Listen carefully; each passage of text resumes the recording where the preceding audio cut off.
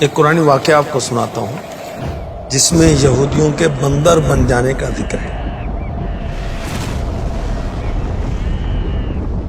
موجودہ ملک اردن میں ایک شہر ہے عقبہ، اس کے ساتھ ریڈ سی، اس کے کنارے میں ایک شہر ایلا ہے۔ بنی اسرائیل آباد تھے وہاں پر۔ اللہ پاک نے ان لوگوں کو قرآن پاک سورہ بقرہ آیت نمبر 65 اصحاب سبت یعنی ہفتے کے دن والے کہا۔ اللہ پاک نے انہیں حکم دیا کہ ہفتے کے دن سیٹرڈے کو شکار نہیں کرنا، کوئی دنیاوی کام نہیں کرنا، بس اس دن کو عبادت کے لیے خاص کر اللہ تبارک و تعالی نے ان لوگوں کی آزمائش کا ارادہ کیا۔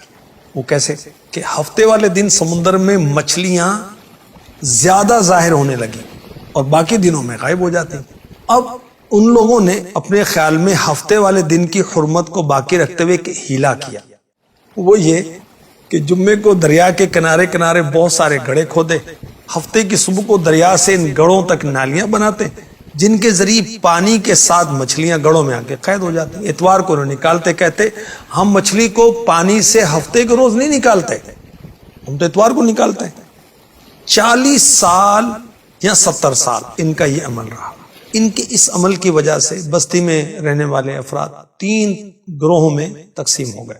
1/3 وہ لوگ تھے جو ہفتے کے دن مچھلی کے شکار سے باز رہے اور شکار کرنے والوں کو منع بھی کرتے تھے۔ 1/3 یعنی 1/3 ایسے افراد تھے جو خاموش رہتے، دوسروں کو منع نہ کرتے اور منع کرنے والوں سے کہتے کہ ایسی قوم کو کیوں نصیحت کرتے ہو جنہیں اللہ پاک ہلاک کرنے والا ہے، انہیں سخت عذاب دینے والا ہے۔ اور 1/3 یعنی 1/3 وہ خطا کار لوگ تھے، وہ نافرمان لوگ تھے جنہوں نے اللہ تبارک و تعالی کے حکم کی مخالفت کرتے ہوئے ہفتے کے دن مچھلی کا شکار کیا، مچھلی کھائی اور بیچی۔ حضرت داؤد علیہ السلام کی نبوت کا زمانہ آتا ہے۔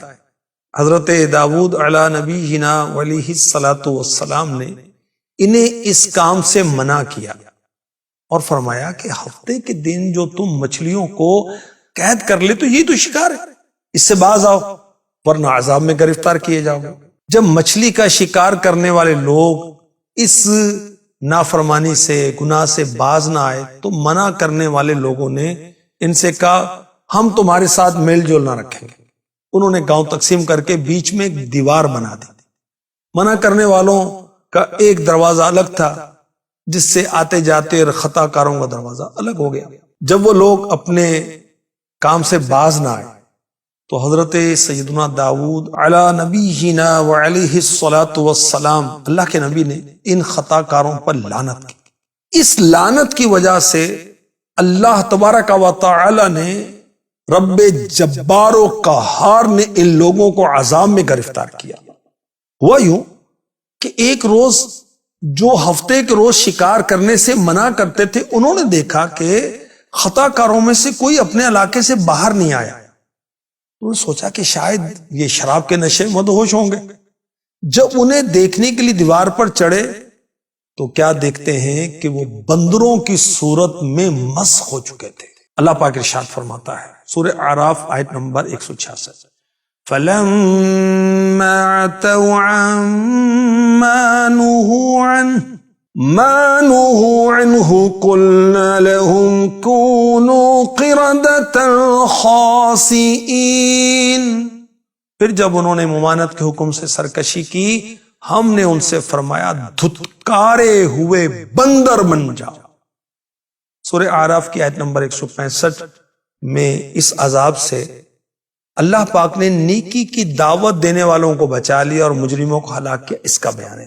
کہا جاتا ہے ایک قول کے مطابق وہ یہودی جو بندر بنے تھے ان کی تعداد 70,000 تھی اور بچ جانے والوں کی تعداد 12,000۔ یہ بندر بن جانے والے عقل و حواس تو ان کو باقی رہی مگر بولنے کی قوت سلب کر لی گئی۔ ان کے بدنوں سے بدبو نکلتی تھی، اپنے حال پر روتے روتے 3 دن میں یہ سب کے سب ہلاک ہو گئے، ان کی نسل باقی نہ رہی۔ ایک شخص نے بارگاہ رسالت میں عرض کی یا رسول اللہ صلی اللہ تعالی علیہ وسلم کیا بندر اور خنزیر وہی لوگ ہیں، وہی جو مسخ شدہ قوم ہے؟ آخری نبی مکی مدنی صلی اللہ علیہ وسلم نے فرمایا اللہ پاک نے کسی قوم کو ہلاک کر کے یا کسی قوم کو عذاب دے کر اس کی نسل نہیں چلائی، اور بندر اور خنزیر تو ان سے پہلے بھی ہوتے تھے۔ اب ہمارے لیے کیا ہے؟ ہم کیا سیکھیں؟ ہم کیا سوچیں؟ کہ شہر ایلا والوں نے اللہ کی نافرمانی کی، شرعی احکام کو باطل کیا، حرام چیزوں کو حلال کرنے کے لیے غیر شرعی حیلے کا سہارا لیا۔ تو آج کل بھی بیوقوف پائے جاتے ہیں جو سود کو نفع کا نام دیتے ہیں، جو بے پردگی کو آزادی کا نام دیتے ہیں، جو موسیقی کو روح کی غذا کہتے ہیں، ڈانس کو آرٹ کا نام دیتے ہیں، شراب کا کوئی اور نام رکھ لیتے ہیں، اس کو حلال کہتے ہیں، فروغ دیتے ہیں۔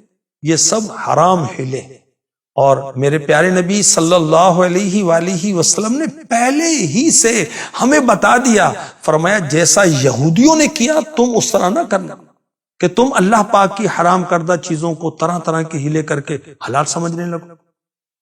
اسلامی احکام کو باطل کرنے کے لیے، جس کی مثالیں پہلے دی گئی، ہیلا کرنا حرام، اور حکم شرعی کو کسی دوسرے شرعی طریقے سے حاصل کرنے کے لیے ہیلا کرنا یہ جائز ہے اور قرآن و سنت سے ثابت ہے۔ تو بہرحال جب بھی شرعی ہیلا کرنا ہو تو مفتیان کرام سے رہنمائی لے کر کرنا چاہیے، از خود نہیں کرنا چاہیے۔ اللہ تعالی ہمیں اپنی نافرمانیوں سے بچائے اور ہمیں اپنا فرما بردار بندہ بنائے۔